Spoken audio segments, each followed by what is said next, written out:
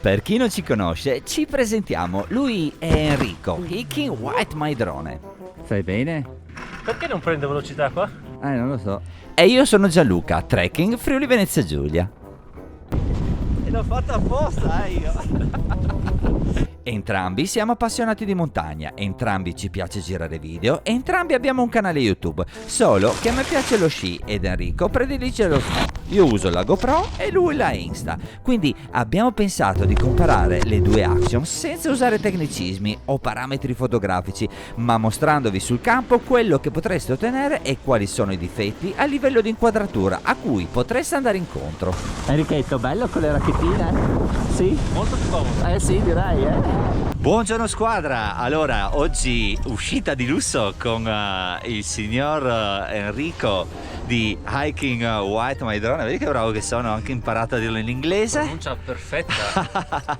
Allora siamo a Pramollo e per chi non conosce i nostri canali, entrambi abbiamo un canale su YouTube, entrambi siamo appassionati di montagna, entrambi pubblichiamo un sacco di uscite fra trekking, escursioni e ferrate. E Enrico tra l'altro pubblica anche tante uscite della Germania, giusto? Sì. Esattamente. Germania, Austria, Tirolo, Baviera, un po' di tutto. Perché lui vive lì. Io appassionato della GoPro, quindi GoPro 12, mentre Enrico andrà a utilizzare la Insta360. In questo video io cercherò di fargli capire che la Insta360 è praticamente l'anticristo della fotografia, e quindi ne vedremo delle belle. Via, si parte.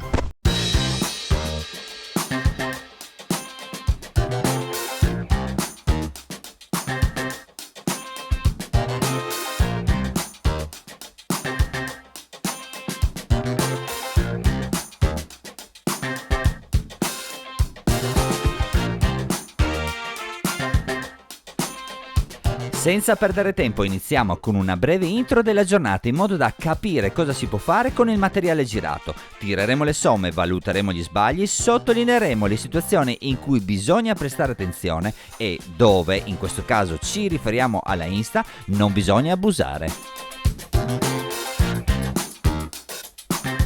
Primo problema riscontrato con la GoPro. Posizionando la camera sul casco e utilizzando la modalità lineare, cioè la classica immagine che si potrebbe ottenere con uno smartphone, avere la certezza che il soggetto sia inquadrato bene è impossibile.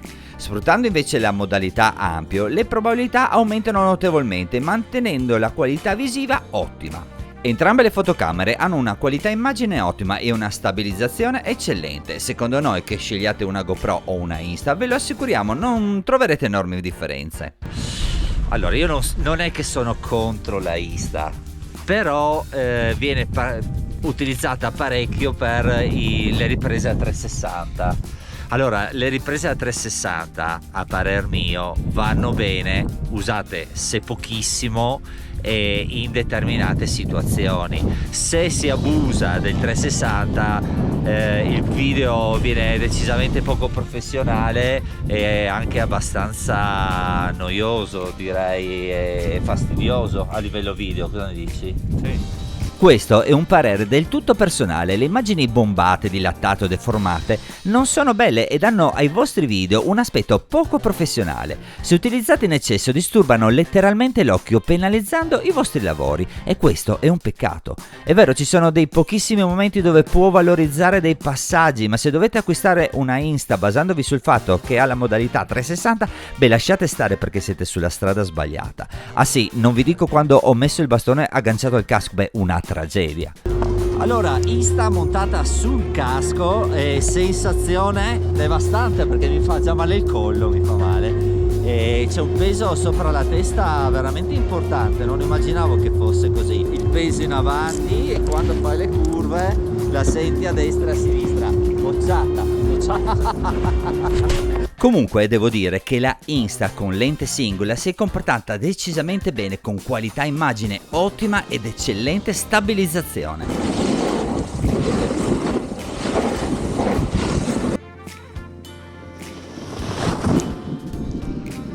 Conclusione finale, le migliori riprese le abbiamo fatte con la camera a mano, quindi se volete investire fatelo, ma in un buon amico che sappia starvi dietro e vi riprenda. Entrambe sono ottime macchine, ma ricordatevi sempre che la differenza la fate voi, non loro. Oltre alle belle immagini, quello che conta di più sono i contenuti, la capacità di raccontare e di trasmettere emozioni. Alla fine del video vi spiego come me la sono inventata per creare le riprese on board.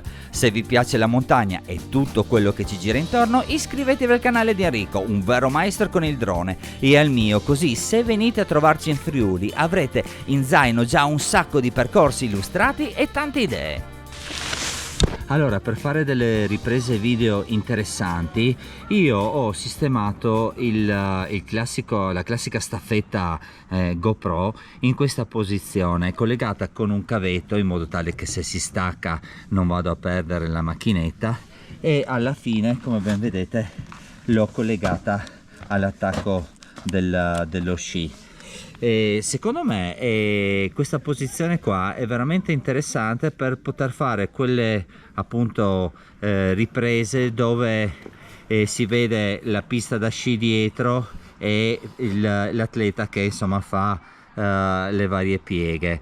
Una cosa che volevo sottolineare: io ho utilizzato diversi adesivi per poterla fissare bene e tutti quanti si staccavano. Perché l'adesivo con il freddo tende a indurirsi e con le vibrazioni si stacca. Quindi ho ottenuto il risultato migliore utilizzando del silicone. Il silicone, essendo più morbido, resiste alle vibrazioni dello sci e non fa staccare la piastrina. Com'è qua andare con uno che scia? Bisogna aspettarlo un po'. Non è vero. Allora, primo lato negativo dello snow e primo lato positivo di avere un amico che va con gli sci. Ti dà le racchette, perché sennò ragazzi qua avanti non andiamo più. Ah, vai che vai dentro il tubo, dai, come i bambini, facciamo e si sputtona. Dai, però quando sei nel tubo, mi raccomando, occhio a non beccare la craniata. Grande. Direi che con questo è tutto, noi ci siamo divertiti un botto, come sempre iscrivetevi al canale, zaino in spalla e alla prossima!